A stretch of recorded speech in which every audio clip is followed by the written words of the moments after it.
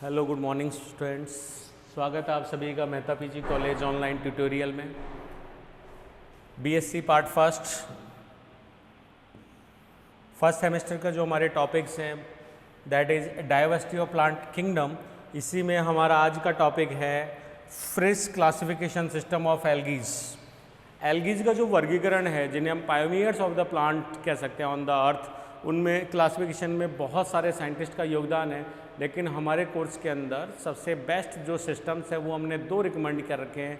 First is Fritsch classification system और दूसरा हम यहाँ पे ऐड कर सकते हैं स्मिथ्स क्लासिफिकेशन सिस्टम, जो इस साल हमारे कोर्स में नहीं है। Smith's classification system and Fritsch classification system. Okay students, तो देन मैं आपका लेक्चरर अमित कुमार शर्मा लेके आया हूँ topic Fritsch classification system of algae. तो आज की क्लास में हम स्टार्ट करते हैं फ्रिस क्लासिफिकेशन सिस्टम को। जस्ट इससे पहले अगर अपन बात करें तो हम कह सकते हैं कि फ्रिस द्वारा जो क्लासिफिकेशन सिस्टम है, द फर्स्ट मोस्ट ऑथेंटिक, सबसे ज़्यादा प्रमाणिक, जिसे हम सबसे ज़्यादा मान्यता प्राप्त कह सकते हैं, ज़्यादातर बॉटनिस्ट जिसको फॉलो करते हैं, उस प्रकार का क्लासिफिकेशन सिस्टम। एंड कंप्रेहेंसिव मतलब व्यापक, और एक और वर्ड हम यहाँ पे यूज में ले सकते हैं विस्तारित। विस्तारित जिसमें कंप्लीट डिटेल है, यहाँ पर कोई भी मिसलीडिंग का या क्या बोलते हैं कॉन्स्पिरेंसी थ्योरी का कोई लेना देना नहीं है। इसलिए कह सकते हैं the most authentic and comprehensive classification system of algae first given by F.E. Frederick Fritsch in 1935 and 45 जो है ये इनकी डेट है ऑफ सबमिशन। इसलिए हम इसको 1935 टू 1945 के इंक्लूडिंग कर सकते हैं।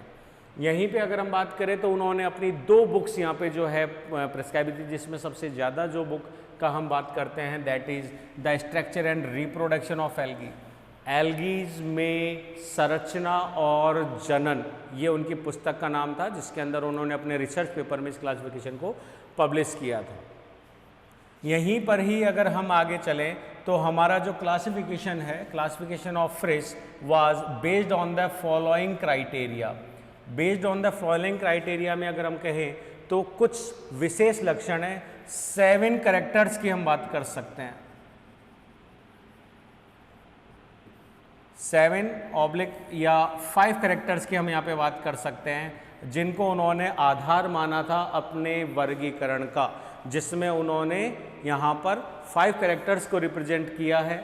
जिसमें सबसे पहला जो है वो है उस एल्गी की हैबिटेट एंड हैबिट, आवास और उसकी प्राप्ति स्थल, जो हमने यहाँ पे मेंशन नहीं किया है 7 कैरेक्टर्स में से। तो फर्स्ट हम यहाँ पे लिख रहे हैं थैलस स्ट्रक्चर। थैलस का मतलब सुकाय संरचना, जिसकी मॉर्फोलॉजिकल कैरेक्टर्स अर्थात सुकाय दिखने में कैसा है। सबसे पहली चीज़ माइक्रोस्कोपिक या मैक्रोस्कोपिक, सूक्ष्म जिसे हम आंखों से नहीं देख सकते, इसके लिए हमें कंपाउंड माइक्रोस्कोप की ज़रूरत पड़ती है, और मैक्रोस्कोपिक जिसे हम नग्न आंखों से भी देख सकते हैं। उसी में यूनिसेल्युलर और मल्टीसेल्युलर, एक कोशिकीय है या बहुकोशिकीय है। थैलस जो है वो गोल है, कॉलोनियल है, फिलामेंटस है, सिनोवियल है, या फिर ब्रांच्ड है, पेरेनकाइमेटस है, सूडो पेरेनकाइमेटस है, या फिर हम कह सकते हैं कि साइफोन टाइप है, या फिर सबसे अलग ही एडवांस एक विरला प्रकार का इक्विसिटॉइड प्रकार का है, जिसका एग्जाम्पल है जैसे कि कारा। तो इस तरीके का जो हम पिछले क्लासेज में पढ़ चुके हैं, उसी के अकॉर्डिंग थैलस की संरचना के सुकाय संगठन कैसा है। दूसरा कंपोजिशन ऑफ सेल वॉल, ये आधार है क्लासिफिकेशन का, स्मिथ का भी और फ्रिस का भी। कोशिका, यहाँ पर अगर हम कहें तो एक सिंपल फॉर्म में कह सकते हैं कि पादपों की कोशिका भित्ति जो है वो पाई जाती है, पादपों का सबसे लाक्षणिक गुण है। दूसरा हम कह सकते हैं कि पादपों की जो कोशिका भित्ति है वो हमेशा सेल्यूलोज से बनी हुई है, जो कि एक कार्बोहाइड्रेट है, ग्लूकोज की चेन से मिलके बनी हुई संरचना होती है। लेकिन अगर हम एल्गीज में जाएं तो एल्गीज में इसकी बहुत बड़ी वेरिएशंस और बायोडाइवर्सिटी देखने को मिलती है, जिसमें हम कोशिका भित्ति की अनुपस्थिति से कोशिका भित्ति की उपस्थिति के हर तत्व और अवयवों की बात करेंगे। इसलिए यहाँ पे कंपोजिशन शब्द यूज में लिया गया है, जिसका मतलब है संगठन। कोशिका भित्ति के अंदर जो तत्व हैं जिनसे कोशिका भित्ति बनी हुई है, जैसे एग्जाम्पल दे यूग्लिनोफाइसी, उसके अंदर कोशिका भित्ति नहीं है, वो जंतुओं की तरह होती है, पेलिकल आउटर मेम्ब्रेन के रूप में होती है। उसी तरीके से साइनोबैक्टीरियाज में अगर हम चले साइनोफाइसी, तो वहाँ पर पेप्टिडोग्लाइकेंस की बनी हुई है। क्लोरोफाइसी, बेसिलेरियोफाइसिन में नॉर्मल हम चलेंगे तो हमें मिलेगी सेल्यूलोजिक प्रकार की। और थोड़े एडवांस या समुद्रीय पादपों की तरफ चले, फियोफाइसी, रोडोफाइसी, तो वहाँ पर सेल्यूलोज के साथ साथ पैक्टिन का डिपोजिशन भी हमें यहाँ पे देखने को मिल सकता है, इसलिए ये टॉपिक हमारा इम्पोर्टेंट है। इसके बाद पिगमेंट। वैसे तो कहने में हम एल्गीज को ऑटोट्रॉपिक स्वयंपोषी कह देते हैं, प्रकाश संश्लेषी कह देते हैं, और प्रकाश संश्लेषी का मतलब हो गया ग्रीन, क्योंकि मुख्य प्रकाश संश्लेषी वर्णक जो है वो होता है क्लोरोफिल, जो कि ग्रीन कलर का होता है। परंतु एल्गीज में एक बहुत बड़ी डाइवर्सिटी देखने को मिलती है, जिसके अंदर एल्गीज की जो हमारी फैमिलीज़ का क्लासिफिकेशन है वो पिगमेंट भी अलग अलग रखती है, और उन पिगमेंट के फलस्वरूप उन एल्गीज का कलर भी अलग अलग होता है, जो हम यहाँ देख सकते हैं। और वो पिगमेंट का वो जो एल्गीज का कलर है वो विभिन्न प्रकार के पिगमेंट्स के रूप में होता है। पिगमेंट्स हमारे पास जैसे क्लोरोफिल की पूरी 5 रेंज, कैरोटिनॉइड्स जिसमें कैरोटीन और जेंथोफिल्स की पूरी रेंज है। इसी के साथ में एक और पिगमेंट हमें यहाँ देखने को मिलता है जो कि एल्गीज में प्रेजेंट है, ऊंचे या बड़े वर्ग के पादपों में संभव नहीं है। दीज आर बिली प्रोटीन्स, जिन्हें हम बोलते हैं फाइकोसाइनिन एंड फाइकोएरिथ्रिन। ये पिगमेंट्स भी हमें यहाँ देखने को मिलते हैं। अब जब पिगमेंट अलग अलग है, मुख्य वर्णक क्लोरोफिल है तो वो संचरित करता है स्टार्च, लेकिन अगर फाइकोबिलिन्स की हम बात करेंगे तो उनके जो स्टार्च है वो डेरिवेटिव फॉर्म में मिलते हैं, प्योर फॉर्म में नहीं मिलते हैं। और अगर किसी के अंदर पिगमेंट कैरोटिनॉइड्स हैं, कैरेटीन या जेंथोफिल्स के रूप में, तो वहाँ पर भोजन जो है वो थोड़ा सा प्रोटीनियस एंड फैट टाइप का हो जाता है स्टार्च की तुलना में। इसलिए यहाँ पर हमारे पास आता है रिजर्व फूड प्रोडक्ट्स की एसिमिलेटरी। एसिमिलेटरी का मतलब होता है संचयन, स्टोरेज भी बोल सकते हैं हम यहाँ पे इसको, स्टोरेज भी बोल सकते हैं, जहाँ पे हम कह सकते हैं संचयन, भोज्य पदार्थों का संचयन। नेक्स्ट मेथड और रिप्रोडक्शन। रिप्रोडक्शन मेथड, वैसे तो सामान्य एल्गीज हैं, एक कोशिकीय हैं, जन्नांग जो हैं वो है नहीं, और अगर कुछ एल्गीज जो कि सेक्सुअल रिप्रोडक्शन शो करती हैं उनमें जन्नांग है, लेकिन यूनिसेल्युलर एंड नॉन जैकेटेड है।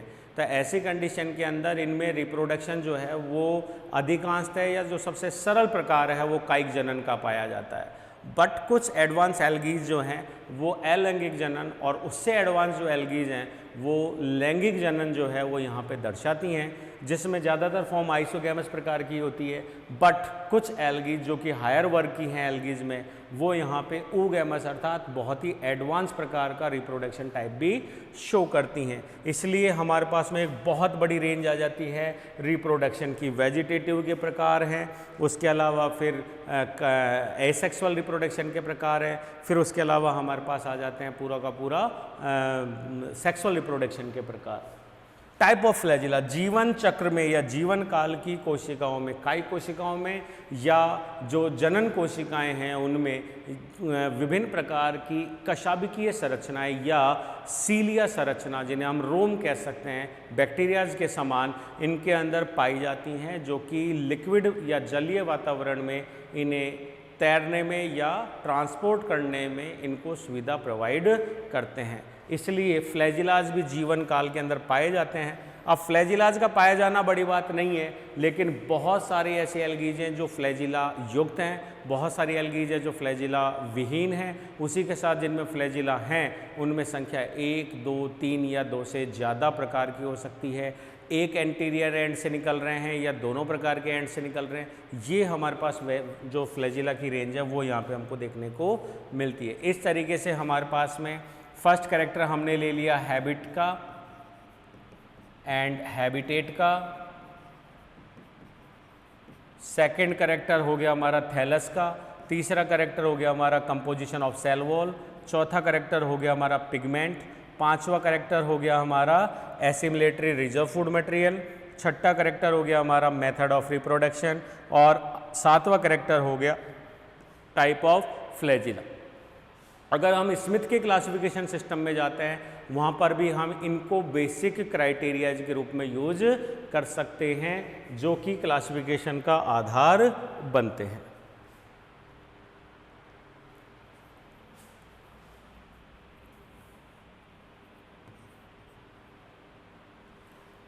Next, fridge divided algae into following 11 classes. ये सबसे बड़ा क्राइटेरिया है। अगर हम बात करें स्मिथ की, जो कि अभी हमारे कोर्स में नहीं है, पर स्मिथ क्लासिफिकेशन सिस्टम की अगर अपन बात करें तो यहाँ हम कह सकते हैं कि इन्हीं कैरेक्टर के आधार पे स्मिथ ने जो है वो सबसे बड़ी रैंक जो ओहदा दिया था वो दिया था डिवीजन का। उन्होंने बांटा था डिविजन्स में, उन्होंने इन्हें बांटा डिविजन्स में और उन्होंने बांटा इन्हें 7 डिविजन्स में। और 7 डिविजन्स की उनकी जो क्लासेस थी वो क्लासेस थी 13 और 2 क्लासेस मतलब एक क्लास और एक ऑर्डर जो है उसमें अनसर्टेन था। उन क्लासेस की भी हम यहाँ पे एक बार बात कर लेते हैं। फर्स्ट यहाँ पे अगर अपन देखें तो जो क्लासेज है, इन दोनों चीज़ों को समझने की कोशिश कीजिएगा स्टूडेंट्स। अगर अपन रैंक की बात करें तो जैसे सबसे पहले होता है किंगडम, सबसे पहले हो गया किंगडम। किंगडम का मतलब हम कह सकते हैं प्रभाग, जैसे जंतु है, पादप है, माइक्रोब्स है, ये पूरा का पूरा एक प्रभाग हो गया। उस प्रभाग में अब जैसे हमारी जो किंगडम चलती है वो हमारी किंगडम कौन सी हो गई, इंक्लूडिंग थैलोफाइट्स, अर्थात जिनकी पादप शरीर थैलस प्रकार की है, इसलिए हम यहाँ पे एल्गीज और एल्गीज में कौन हो गया हमारा थैलोफाइट्स। फिर किंगडम से जो छोटा डिवीजन है वह है डिवीजन। डिवीजन को आप यहाँ पे प्रभाग कह सकते हैं। इसी को हम जूलॉजी के क्लासिफिकेशन में फाइलम के नाम से जानते हैं। डिवीजन से जस्ट छोटे अगर अपन बात करें तो वो होती है क्लास। क्लास का छोटा होता है ऑर्डर, ऑर्डर से फैमिली, एंड फैमिली से होता है जीनस, और जीनस में होती है स्पीसीज। इस तरीके से ये रैंक डिसाइड होती है। लगभग IUPAC ने 16 रैंक्स के अंदर जो है वो क्लासिफिकेशन को डिवाइड किया है। यहाँ पे अगर हम देखें तो किंगडम एंड डिवीजन के बीच में भी हमारे पास रैंक मिलेगी, that known as sub division, sub क्या बोलते हैं किंगडम, सब डिवीजन, सब क्लास, सब ऑर्डर, सब फैमिली एंड सब जीनस। नहीं, जीनस अपने आप में सिंगल रहेगा, जीनस के अंदर सब जीनस नहीं होता है। इस तरीके से अगर आप दोनों के क्लासिफिकेशन सिस्टम को यहाँ पे देखें तो स्मिथ ने अपनी रैंक रखी डिवीजन्स में, और स्मिथ वो जो फ्रिस थे उन्होंने अपनी क्लासेस जो बेसिक रैंक रखी है वो किस में रखी है, क्लासेज में। क्लासेज बहुत सारी क्लासेज या 2 क्लासेज जिनके कैरेक्टर सेम होते हैं उनको स्मिथ ने रखा सेम डिवीजन में। यहाँ पर ये थोड़ा सा ड्रॉबैक था इस फ्रिस का, इसलिए स्मिथ क्लासिफिकेशन इसके बाद आया था। यहाँ पर अगर हम देखें फ्रिस क्लासिफिकेशन की तो इन्होंने बांटा है क्लोरोफाइसी। क्लोरोफाइसी के लिए अगर अपन बात करें तो क्लोरोफाइसी का मतलब हो गया सीधा सीधा ग्रीन एल्गी, जिसके मुख्य पिगमेंट जो हैं वो है क्लोरोफिल्स ABC। ये सारे के C नहीं है, A और B, ये इनके मुख्य पिगमेंट हैं। नेक्स्ट जैंथोफाइसी। जैंथोफाइसी जो है उनको हम बोलते हैं येलो ग्रीन, क्योंकि इनके अंदर जो पिगमेंट्स हैं वो हैं जैंथोफिल, और जैंथोफिल येलो कलर नहीं देते, ये हल्का सा देते हैं ऑरेंज येलो टाइप का कलर, और क्लोरोफिल मॉलिक्यूल साथ होने की वजह से इनका जो कलर आता है इन एल्गीज का वो आता है येलो ग्रीन टाइप। और यहीं पे एक और नाम इनको दिया हुआ है, वो दिया हुआ है रिप्रोडक्शन के मेथड के आधार पे, क्योंकि ये ज़्यादातर रिप्रोडक्शन के साथ साथ किसके आधार पे, फ्लैजिलाज के आधार पे। आइसोकॉन्टी, आइसोकॉन्टी का मतलब होता है समकशाभिकीय, अर्थात जिसमें 2 या 1 कशाभिका है और दोनों के दोनों जो कशाभिका हैं वो समान है, कूर्च सम या टिंसल। तो टिंसल बहुत कम मिलेंगे, कूर्चसम प्रकार के मिलेंगे, कूर्चसम नहीं, प्रतोद विप्लेस प्रकार के जो है इनके अंदर फ्लैजिला मिलते हैं। और जैंथोफाइसी में मिलते हैं हेटेरोकॉन्टी, अर्थात दो फ्लैजिला होंगे और दोनों के दोनों फ्लैजिला जो है वो आकारिक रूप में असमान होंगे, एक लंबा विप्लेस और एक छोटा होगा टिंसल प्रकार का। क्राइसोफाइसी, क्राइसोफाइसी को हम यहाँ पर गोल्डन ब्राउन एल्गीज, इसे हम सुनहरी एल्गी या सुनहरी भूरी एल्गी के नाम से भी जानते हैं। बेसिलेरियोफाइसी ये समुद्रीय या स्वच्छ जलीय हैं और ये भी एक तरीके से गोल्डन ब्राउन या ब्राउन एल्गीज के नाम से रिप्रेजेंट कर सकते हैं। उससे ज़्यादा बेटर इनका जो कॉमन नाम है वो है डायटम्स। क्रिप्टोफाइसी, क्रिप्टोफाइसी में हम अगर कहें तो क्रिप्टोफाइसी जो है ब्राउन के करीब आ जाती हैं, जो कि जैंथोफाइसी और क्रिप्टोफाइसी थोड़ा कॉमन के रूप में आ जाता है। ये तीनों के तीनों एक कॉमन कैटेगरीज में आ जाती है जिनके काफ़ी कुछ लक्षण जो हैं वो समान हैं। डाइनोफाइसी, इन्हें हम डाइनोफ्लैजिलेट्स के नाम से जानते हैं, समुद्री हैं। क्लोरोमोनेडिएसी ये थोड़ा डिफरेंट है, जिन्हें हम ब्राइट ग्रीन एल्गीज के नाम से जानते हैं, ये भी समुद्री या स्वच्छ जलीय हैं और यूनिसेल्युलर पाई जाती हैं। यूग्लिनोफाइसी ये थोड़ा सा हमको अलग मिलेगा, ये एकल सेल्स होती हैं और ज़्यादातर एनिमल्स और प्लांट्स के बीच की कड़ियाँ हैं, जिनमें कुछ कैरेक्टर्स एनिमल्स की तरफ हैं और कुछ कैरेक्टर्स जो हैं वो प्लांट से रिजेंबल करते हैं। फियोफाइसी, इन्हें आप क्लियर रूप से वृहद कह सकते हैं, माइक्रोस्कोपिक हैं, मल्टी सेल्यूलर है, पैरेन्काइमा जो है इनके अंदर देखने को मिल जाता है, बहुत ज़्यादा शाखित होती हैं और हम इन्हें भूरी शैवाल या ब्राउन एल्गीज के नाम से जानते हैं। रोडोफाइसी, रोडोफाइसी भी एक इम्पॉर्टेंट सबसे हायर रैंक और सबसे एडवांस एल्गीज का फीचर रखते हैं। हालांकि इसके अंदर members unicellular to multicellular and parenchymatous तक आ देते हैं, जिनके काफ़ी कुछ लक्षण ब्रायोफाइट से मेल खाते हैं। और यहीं पे इनको रेड एल्गी कहते हैं क्योंकि इनमें मुख्य पिगमेंट जो है वो R-फाइको इरिथ्रीन होने के कारण ये रेड कलर शो करते हैं। उसी के साथ कैरेटीन्स जो हैं, बीटा कैरेटीन्स, वो इनमें अधिक मात्रा में होता है। क्लोरोफिल डी जो है वो इनके अंदर मात्रा में होता है, इसलिए ये रेड कलर शो करते हैं, इसलिए हम इन्हें रेड एल्गीज के नाम से जानते हैं।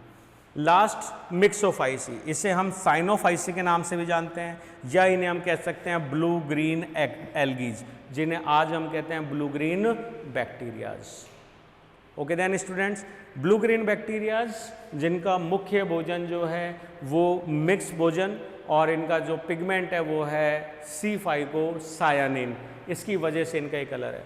यहाँ पे थोड़ा सा एक्स्ट्रा हम लेके चले स्मिथ, जो कि अभी हमारे कोर्स में नहीं है, लेकिन अगर थोड़ा सा इसको एक्स्ट्रा लेके चलें तो हम यहाँ पे इसको ऐड कर सकते हैं।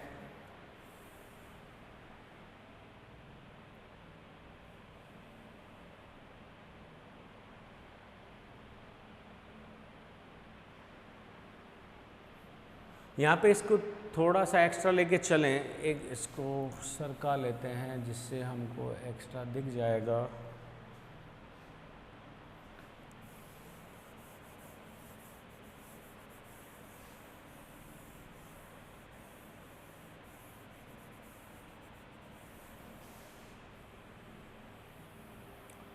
इसी को इधर ले आते हैं जिससे इन्हीं दोनों की तुलना हम यहाँ पे कर पाएंगे।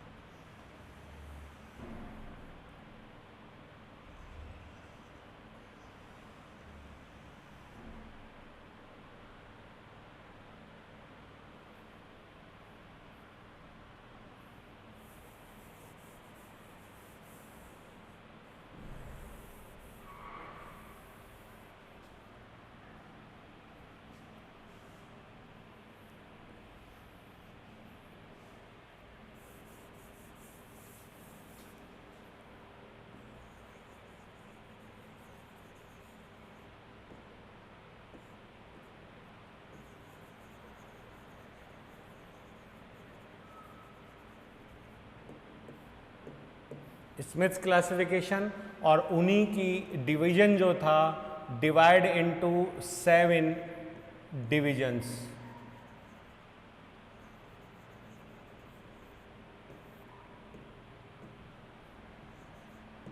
सेवन डिविजन्स में अगर अपन बात करें तो फर्स्ट डिवीजन इज,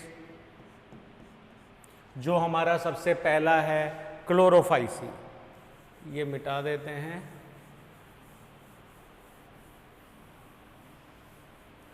सेम इसी क्राइटेरिया के ऊपर चलें जिससे हम दोनों की तुलना कर सकें। फर्स्ट जो हमारा आ रहा है क्लोरोफाइसी,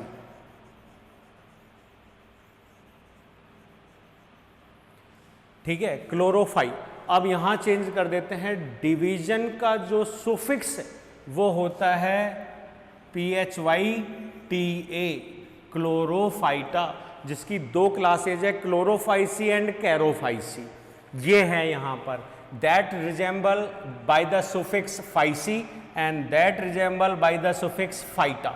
फाइटा जो है वो इसका लक्षण होता है डिवीजन का, फाइटा। एंड यहां पे जो सुफिक्स है दैट इज फाइसी, नाम के आगे, ओके। और इसी में जैसे अपन फैमिली की भी बात करें तो उसका जो सुफिक्स होता है वो होता है AC, तो क्लोरोफाइटा। Second is युगलिनोफाइटा,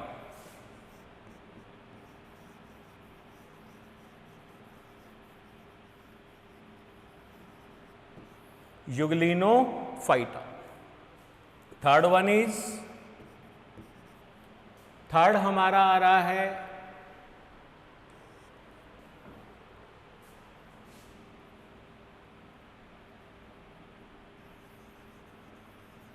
Chrysophyta,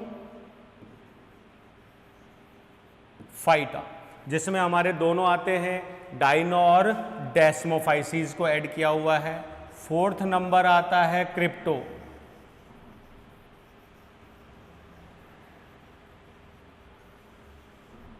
क्रिप्टोफाइटा। क्रिप्टोफाइटा के अंदर जो है वो 3 क्लासेज हैं जो कि बहुत ज़्यादा इम्पॉर्टेंट हैं, और वो तीनों का तीनों है क्रिप्टोफाइसी,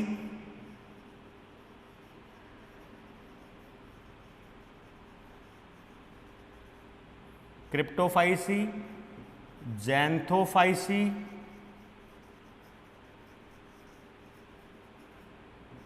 एंड बेसिलेरियोफाइसी।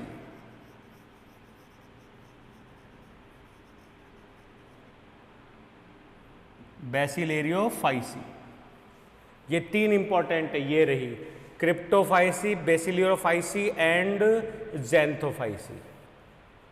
ये तीनों की तीनों उन्होंने एक डिवीजन में रखा है, नेम इज क्रिप्टोफाइटा, ठीक है। 5th नंबर पे हम यहाँ पे यूज में लेंगे, दैट इज ये रहा, जिसमें एक ही क्लास है फियोफाइसी, उन्होंने 3 क्लासेज में बांटा, फियोफाइटा।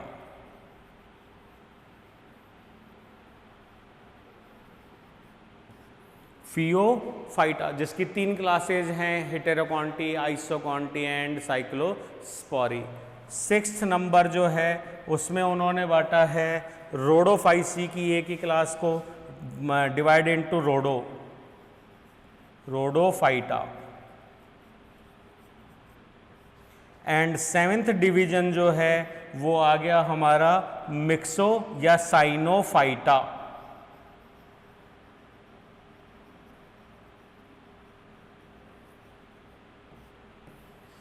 ओके स्टूडेंट्स, तो आप इन दोनों को आसानी से एक दूसरे से कंपेयर कर सकते हैं ताकि हमको समझने में और लर्न करने में ज़्यादा समस्या ना हो।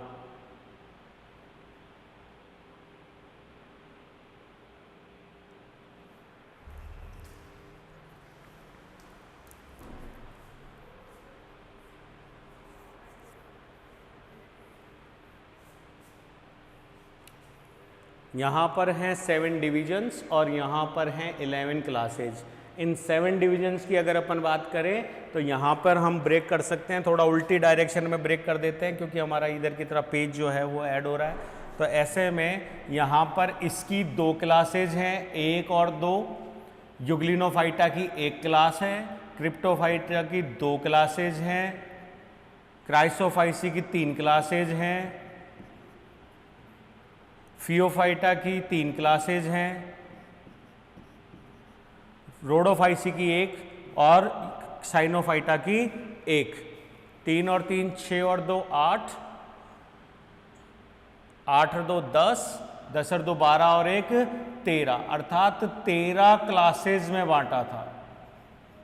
स्मिथ ने, और फ्रिस ने बांटा है 11 क्लासेस में। तो अभी हम इस क्लास में पढ़ रहे हैं फ्रिस के बांटी हुई इन 11 क्लासेस के बारे में। यहां पर सबसे first the characteristic features different classes proposed by Fritsch. तो यहां पे हमारी सबसे पहले आती है हरित शैवाल क्लोरोफाइसी, जिन्हें हम आइसोकॉन्टी के नाम से भी जानते हैं। तो हमारे जो 7 कैरेक्टर्स थे उन 7 कैरेक्टर्स को समझिए और इसी बेस के ऊपर इस पूरे टॉपिक को चलने दीजिए, इससे हमारे लिए काफ़ी आसान हो जाएगा। हमारा पॉइंट नंबर 1 जो चल रहा है वो चल रहा है, ये रहा, that is point number 1, that is occurrence. इस अकरेंस में हम एक तरीके से दिखा देते हैं habit and habitat. Habit and habitat, तो यहां हम दिखा देते हैं हैबिट के अंदर मोस्टली फ्रेश वाटर, 90% से ज़्यादा 97% तक अगर अपन इसके अंदर चलें तो हमको ये स्वच्छ जलीय मिलेंगी। और इसके कुछ सदस्य जो है हमको मैराइन भी मिलेंगे एंड फ्यू इन सलाइन, क्योंकि इसका एक एग्जाम्पल हमारे पास में बहुत ही प्यारा सा, दैट इज कारा बाल्टिका, जो कि खारे पानी में है, हेलोफाइट कहलाता है। तो यहाँ पे हम इस एग्जाम्पल को भी यूज में ले सकते हैं। क्लेमाइडोमोनास ऑस्लोटेरिया यानी क्लेमाइडोमोनास है। उसके अलावा उडोगोनिया की बहुत सारी स्पीसीज हैं जो थोड़ी सी समुद्रों में भी है, ज़्यादातर जो है वो स्वच्छ जलीय हैं। इसलिए 95% 97% जो है स्वच्छ जलीय हैं। बाकी की कुछ एग्जाम्पल जो हैं वो हमको मेराइन या समुद्रीय मिल सकते हैं। नेक्स्ट थैलस ऑर्गेनाइजेशन की तरफ चलें तो थैलस ऑर्गेनाइजेशन में हम कह सकते हैं कि इस क्लास का सुकाय संगठन, जो कि हमारा पॉइंट नंबर आ रहा है 2 की तरफ, दैट इज पॉइंट नंबर 2, सुकाय संगठन। सुकाय संगठन कैसा है? यूनिसेल्युलर मल्टीसेल्युलर, और इसमें ज़्यादातर जो जातियां हैं वो माइक्रोस्कोपिक टू मैक्रोस्कोपिक है। इसमें एक कोशिकी है, सबसे best example is Chlamydomonas. Then उसके अलावा अगर आप मैक्रोस्कोपिक में जाएंगे, जिसको आंखों से आराम से देख सकते हैं, दैट इज कारा। ये सारे के सारे कैरेक्टर इसी के अंदर आ रहे हैं। सेल वॉल, सेल वॉल हमारा तीसरे नंबर का पॉइंट है, जहाँ पे हम कह सकते हैं कि the cell wall is composed of, अर्थात संगठित है, सेल्यूलोज। और ये जो सेल्यूलोज है इससे बड़े जितने भी पादप हैं उनका रासायनिक संगठन बनाता है हायर प्लांट्स के अंदर भी, that is cellulose. Third point हो गया। फोर्थ पॉइंट जो है हमारा जो चल रहा था, अगर आप पिछली क्लास वाली स्लाइड को देखें तो ये रहा, first is habitat, then thallus, then हमारा आ रहा था इस थैलस के साथ में ही सेल वॉल का संगठन, चौथा आ रहा है पिगमेंट, पांचवा आ रहा है संचयी भोजन, छठा आ रहा है रिप्रोडक्शन, और सातवां आ रहा है फ्लैजिला टाइप। उसी की कैटेगरी पे हम देखें तो फोर्थ पॉइंट हमारा आ रहा है पिगमेंट, और इसमें मुख्य पिगमेंट जो है क्लोरोफिल ए एंड बी। उसके साथ साथ कुछ सहायक या एसेसरी पिगमेंट्स भी हमको यहाँ पे देखने को मिलते हैं। These are carotenoids and xanthophylls. इन भोजन की पिगमेंट्स की वजह से इनका जो भोजन है वो जो भोजन की क्या बोलते हैं टाइप है वो भी चेंज हो जाएगा। इसलिए हमारा फिफ्थ पॉइंट जो बनता है वो है रिजर्व फूड, अर्थात संचयी भोजन। संचयी भोजन मुख्य रूप से इनमें मिलेगा स्टार्च, जहाँ पे क्लोरोफिल मॉलिक्यूल मुख्य पिगमेंट रहेगा वहाँ पे भोजन जो है वो स्टार्च के रूप में पाया जाता है।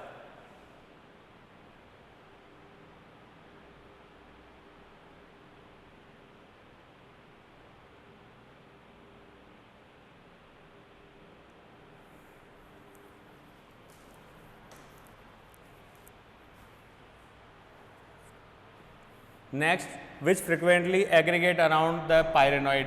इस लाइन का मतलब है कि पायरेनॉइड जैसी संरचना इसके अंदर प्रेजेंट होती है। These are present.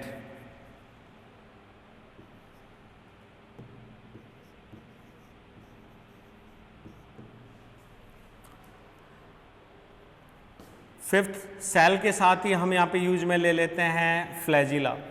फ्लैजिला की अगर अपन बात करें तो फ्लैजिला है कि नहीं है, तो यस, जीवन काल की जो कायिक कोशिकाएं हैं और जो जनन कोशिकाएं हैं उन कोशिकाओं में फ्लैजिला पाई जाती हैं, जिसकी वजह से ये कोशिकाएं कैसी रहती हैं, गतिशील, मोटाइल, और इनमें फ्लैजिला की संख्या जो है वो 2 मिनिमम या ज़्यादातर जो एल्गी जो के अंदर 2 पाई जाती हैं, 2 इक्वल। और इक्वल भी कैसे हैं? विप्लस प्रतोद प्रकार के पाए जाते हैं, प्रतोद।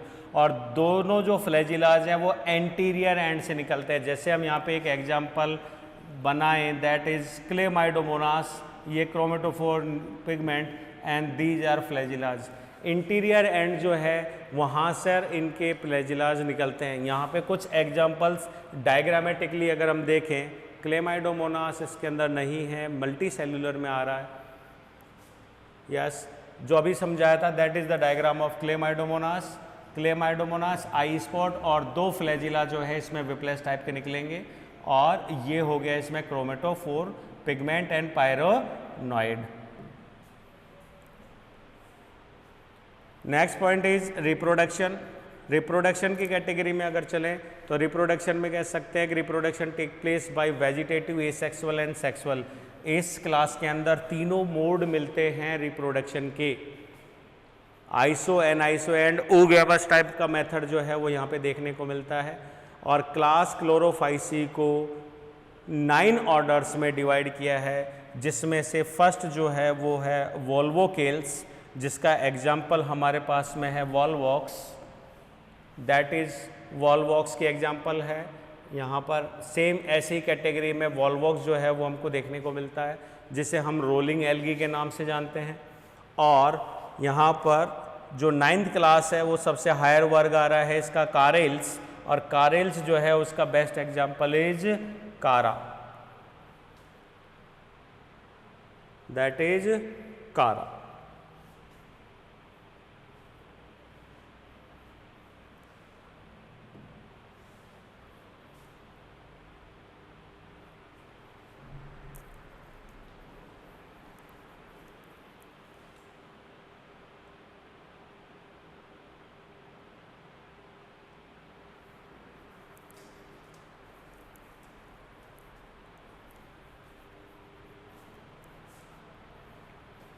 ओके स्टूडेंट्स,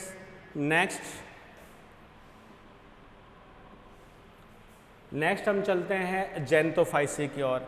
एक बार जेंथोफाइसी के कुछ मेंबर्स को अगर अपन यहाँ पे देखें तो बेस्ट एग्जांपल हम यहाँ पे वाउचेरिया को ऐड करेंगे। And Vaucheria in this, Vaucheria जो स्ट्रक्चर है वो पॉलीसाइफोनस प्रकार की है, जिसमें हमें बहुत सारे साइफोनस सेल्स जो हैं वो देखने को मिलती हैं, दैट इज़ बेसल या होल्ड फास्ट सेल्स। और ये इसके पीछे के कुछ सेल्स हैं जो हमें यहाँ पर दिखाई दे रही हैं।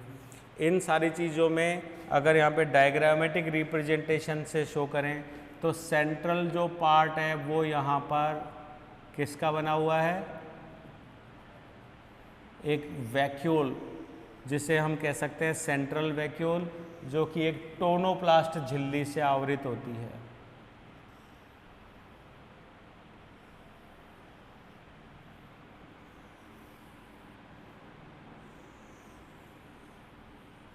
और पिगमेंट्स जो है वो इसके अंदर बिखरे हुए रहते हैं। These are known as chromatophores. इन्हें हम बोलते हैं क्रोमेटोफोर्स, जो यहाँ पर बिखरे हुए रहते हैं।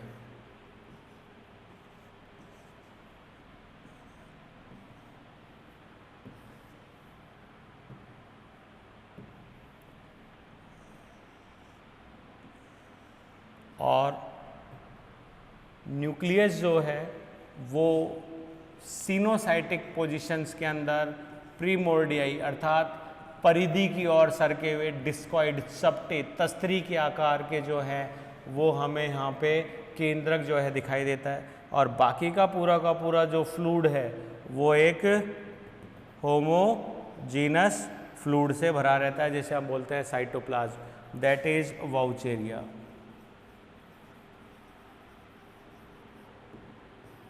That is Vaucheria.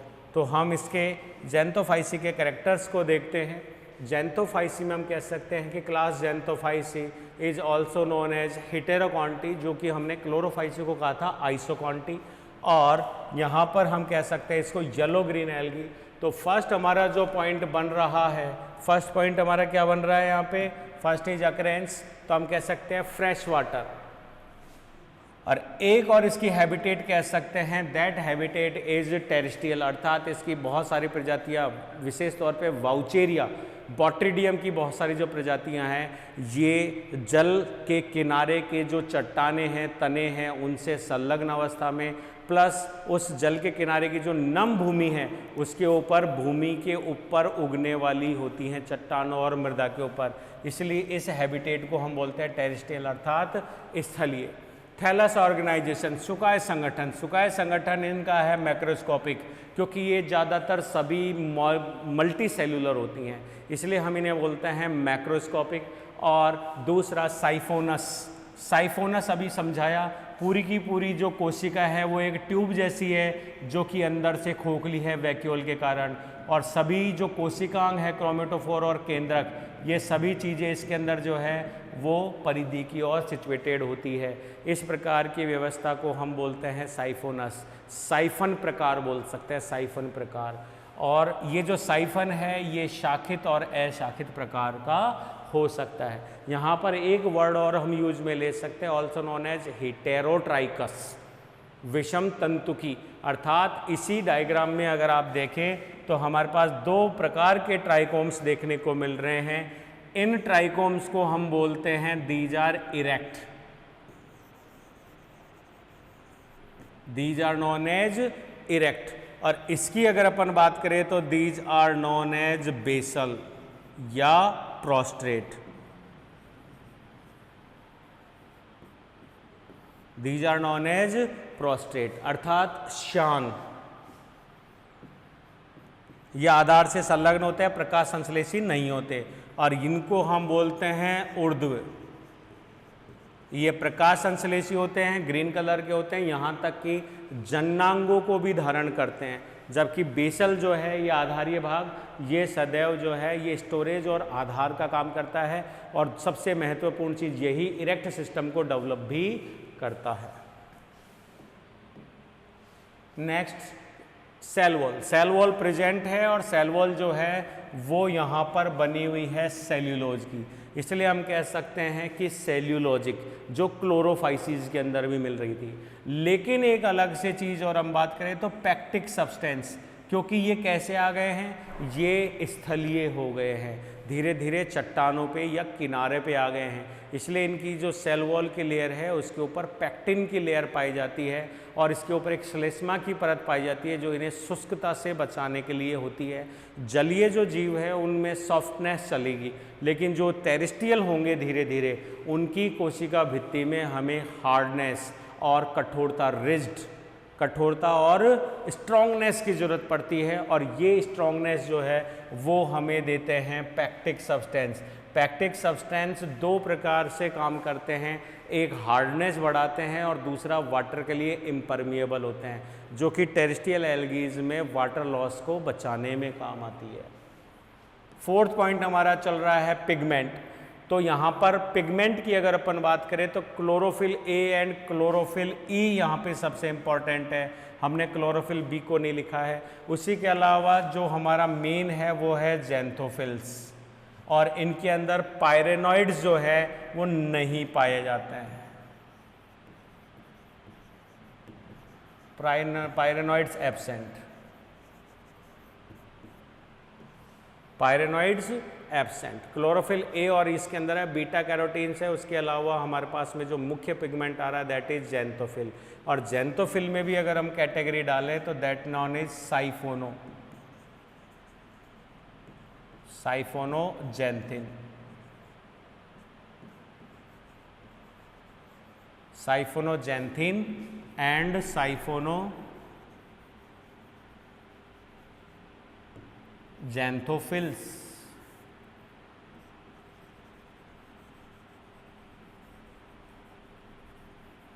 ये दो मुख्य पिगमेंट हैं जो इसके ग्रीन येलो कलर के लिए जिम्मेदार होते हैं।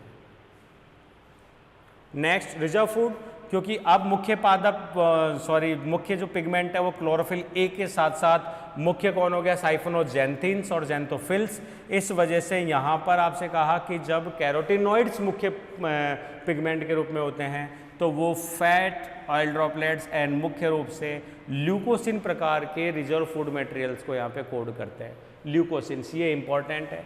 फ्लैजिला, जीवन काल के अंदर अगर हम बात करें तो फ्लैजिला जो है वो मिलते हैं, लेकिन केवल जनन संरचनाओं में मिलते हैं, कायिक संरचनाओं में नहीं मिलते। इसको एक तरीके से फिक्स करते हैं, जो एल्गीज पतली हैं, छोटी हैं, हल्की हैं, प्लस जलीय हैं, जल में तैरने के लिए हमें फिन्स या हवा में उड़ने के लिए हमें विंग्स की ज़रूरत पड़ती है, जिसे हम बोलते हैं फर या पंख। लेकिन हम जैसे जो क्या बोलते हैं स्थल पे रहते हैं, जल में या हवा में नहीं रहते हैं, ऐसे में हमको चलने के लिए या गतिशील होने के लिए किसकी ज़रूरत पड़ती है, पाद, पैरों की। इसलिए यहाँ पर साफ समझिए कि जो एल्गी जलीय है उसको मोटेलिटी की ज़रूरत पड़ती है, जो एल्गी स्थलीय है वो मोटेलिटी की ज़रूरत नहीं पड़ती।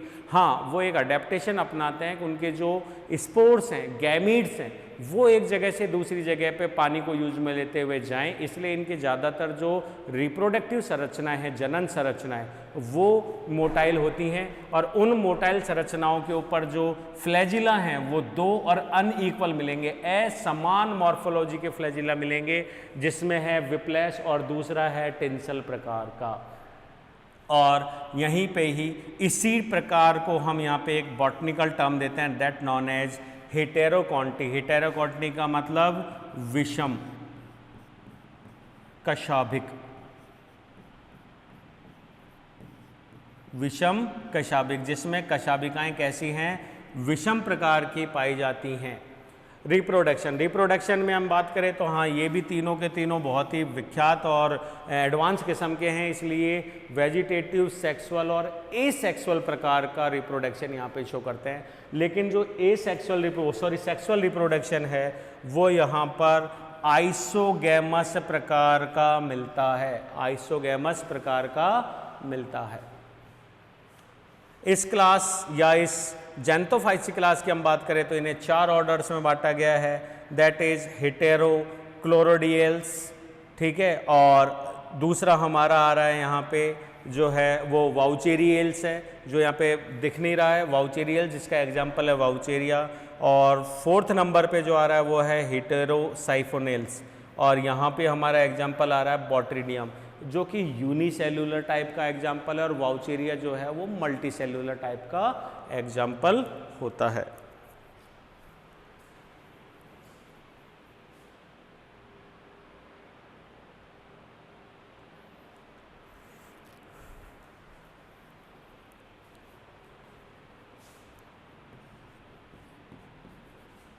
ओके स्टूडेंट्स, तो देन इस क्लास से रिलेटेड कुछ एग्जाम्पल्स हम देख सकते हैं। कॉलोनियल है, मल्टी है जो कि लाइट ग्रीन या येलो कलर की एल्गीज के रूप में टेरिस्टियल हमें दिखाई दे रही है, these are Vaucheria species.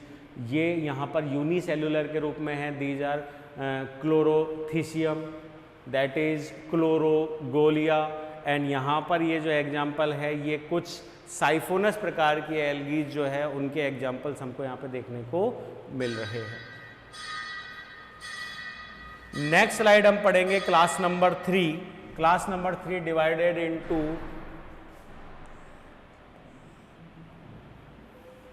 Golden brown algae known as chrysophyceae. Chrysophyceae की अगर अपन बात करें तो इन्हें हम गोल्डन ब्राउन कहते हैं, और इनका मुख्य पिगमेंट जो है वो क्लोरोफिल के साथ साथ हमारा यहाँ पे आ जाता है फाइकोसाइनिन्स के रूप में। तो इस क्लास को हम पढ़ते हैं नेक्स्ट स्लाइड के अंदर। Okay, thanks.